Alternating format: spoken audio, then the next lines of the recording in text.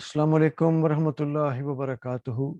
Islamic Sharia law. This is session number 104.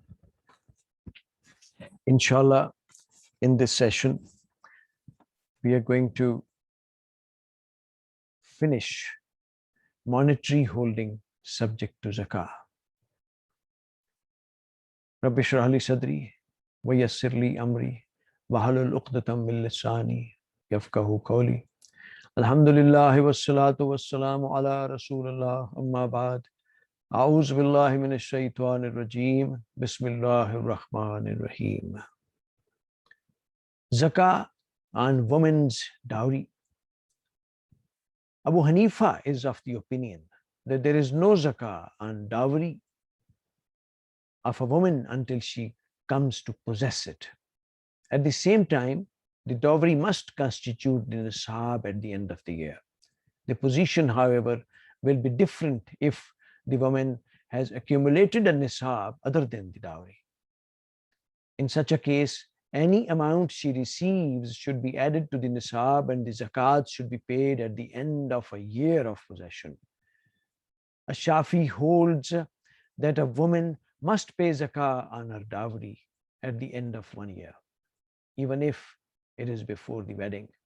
The probability of a restitution because of nullification or its 50% refund because of divorce does not exempt her from paying it.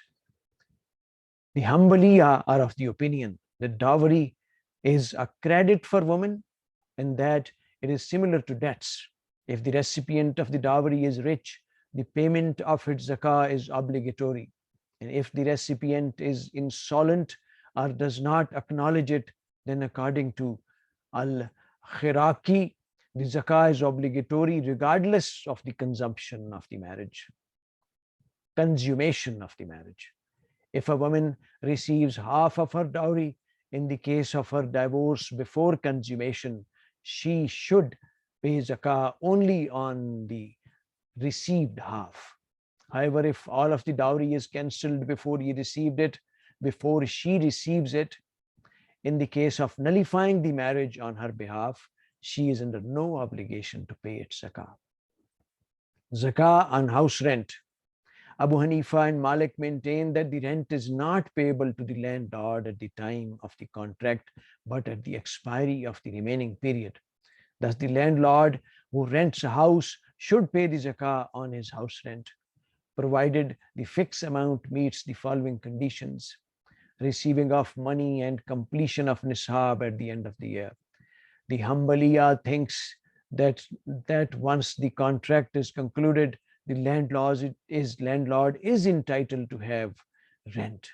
Thus, if someone leases his house, the zakah is due upon its fixed rate, reaching a nisab at the end of the year. This is so because the landlord has the right to spend the rent the way he wants.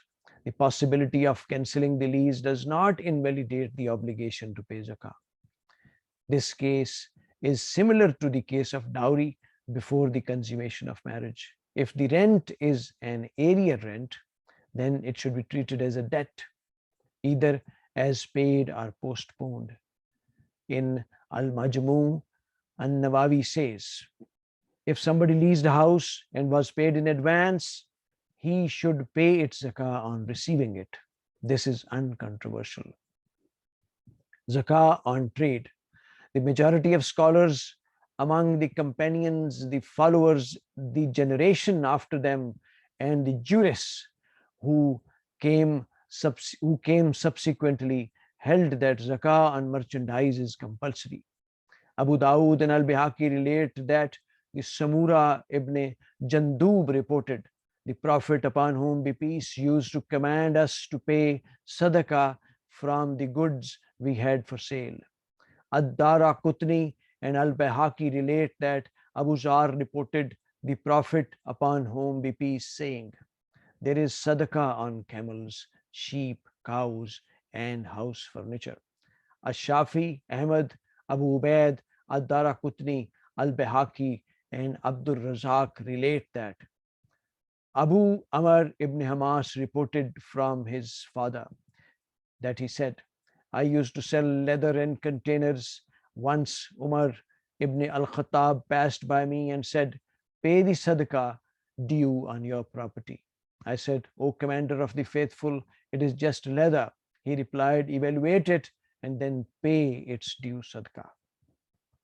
Commenting on its credentials, Ibn Qudama says in Al-Mughni that this is a kind of story which is well known and indisputable. This might be the consensus of opinion. On the other hand, the Zahiriya maintain that merchandise is not subject to zakah. They differ, says Ibn Rushd, because of their use of analogical reasoning to the obligation of zakah and because of their disagreement on the authenticity of Samura's and Abu Zar's reports. However, the majority of jurists view merchandise as a property which increases its value. Hence, by analogy, it is similar to the three categories upon which zakah must be paid: plantations, cattle, and gold and silver. It is stated in Al-Mandhar, most scholars agree that zakah is obligatory on merchandise, even though there is no clear-cut ruling in the Quran or the Sunnah on this issue. However, there are a number of reports that corroborate each other with regard to the evidence provided by their texts. The rationale is that since the merchandise is a form of cash, there is no difference between it and dinars and dirhams in terms of which it is valued. This means that the form of the nisab can alternate between value in the form of cash and that which is valued in the form of merchandise. If zakat had not been obligatory on merchandise, the rich, or most of them, would have converted their cash into merchandise for trading purposes, making sure that the nisab of gold and silver is never possessed by them for a year. The main consideration here is that by levying zakat on the rich, Allah the Exalted wants to help the poor and to promote the welfare of the people in general. For the rich, its benefit lies in cleansing their persons of stinginess, both in money and feelings. For the poor, its benefit lies in easing their circumstances. Zakah thus eliminates the causes of corruption, which results from the increase of money in the few hands. It is this wisdom which the Quran refers to when it deals with the distribution of booty, that it becomes not a commodity between the rich among you. Al-Hashr 7. Therefore, it is not reasonable to exempt businessmen from their societal obligations when they possess most of the nation's wealth. When goods can be judged as trading goods, the author of Al-Mugham states that merchandises can only be considered as trading goods for two reasons. One, the actual possession of merchandise is acquired by an act such as commercial transaction, marriage, divorce demanded by the wife, khula, acceptance of gift, bequest, booty, and other lawful acquisition. This is because that which is not subject to zakah cannot be considered as so subject to its possession on the basis of niyyah, intention, only as, for example, in the case of fasting. It does not make any difference whether a person came to possess such items by buying them or not, because his possession is by any act similar to inheritance. 2. The goods are intended at the time of possession for trade. These are considered as non-trade goods even though the person intends to use them later for trade.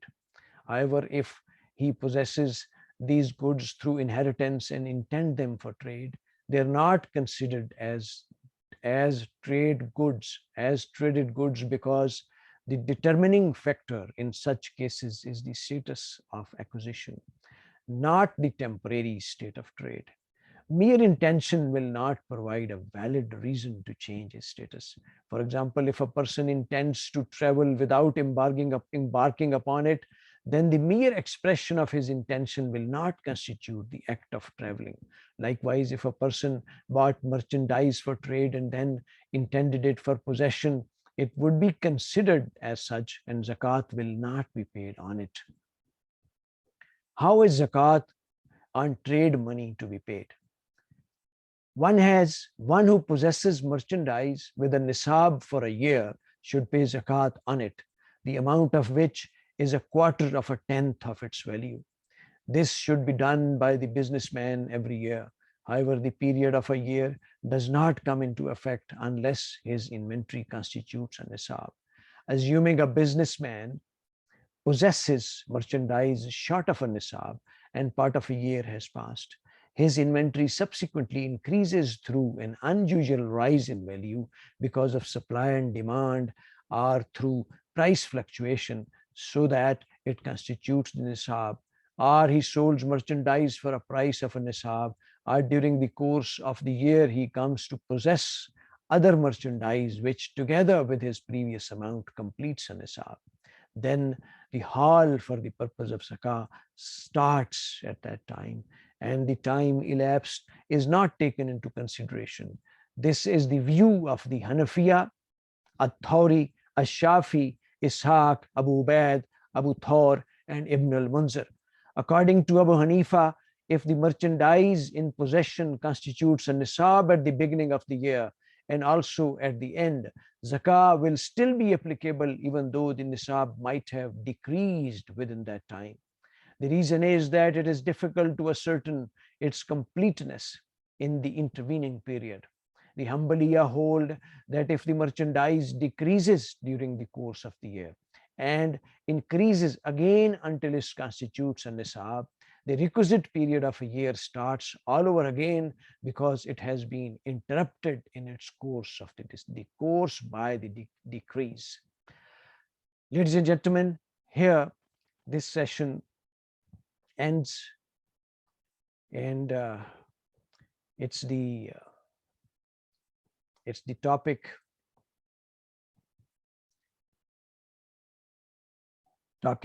of holding of money subject to zakah. That has finished. Let's all together pray from Allah subhanahu wa ta'ala that He grants us sincere intention and resolve to learn commandments of Holy Quran, Siratul Nabi, Hadith, and Sunnah sallallahu alaihi wasallam, and may He gives us the wisdom, strength, and courage to pass this benevolent knowledge to others and to apply it on our societies, countries, and world as a whole, letter and spirit, 100%. May Allah subhanahu wa ta'ala be our best guide and protector, and may He bestow upon us what is best suited for us. Ladies and gentlemen, please take care of yourselves, your kith and kins, and your environment as a whole. Inshallah, till next session. Allah Hafiz.